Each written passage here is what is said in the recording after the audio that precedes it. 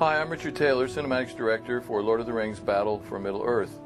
My background, which allows me to do this type of work, is that I have been a commercial director for almost 30 years and as such a cinematographer.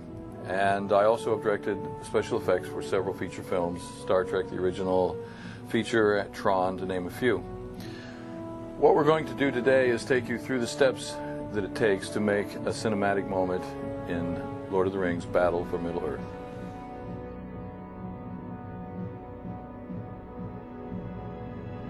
In this particular case, this is the Osgiliath evil intro.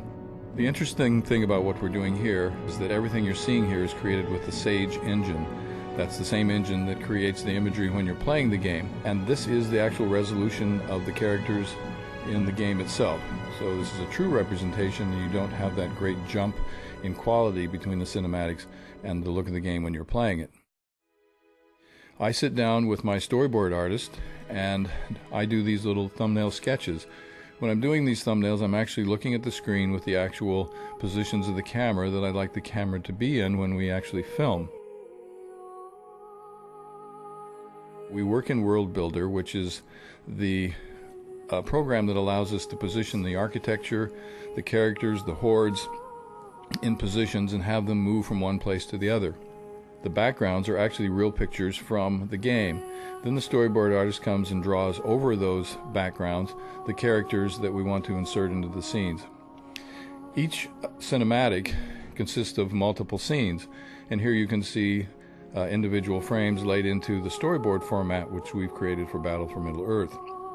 The numbers on the left side of the frame represent the camera positions, so that when my cinematic directors are assigned a scene, they automatically know where the camera is and they have a good starting point. From these storyboards we then make an animatic.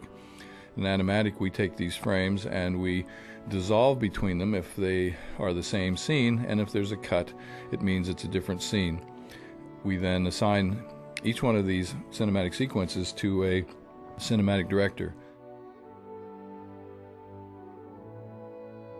To create a scene director has to place the architecture where it belongs in World Builder, place the hordes and all the characters, and what you're seeing here, all these paths, these little arrowed paths, are the movement of different hordes or of different individuals. Then we have a camera which we created for this particular game in the Sage engine that allows us to attach the camera to a track or a CV curve. That's just like attaching a camera in the real world to a dolly track.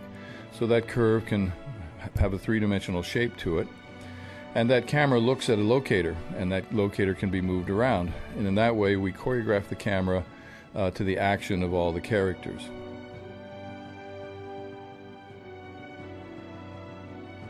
Here we've done a demonstration to show you some of the post effects that we do to some of these sequences. Here in Final Cut Pro we use some plugins that allow us to come in and add extra lighting, to change the contrast, change the coloration, anything we can do to make the scene more rich. So now you're going to see the final composite of all these processes. We've tried to add a lot of emotion and life to the scenes in Battle for Middle-earth. Here is the Osgiliath evil intro.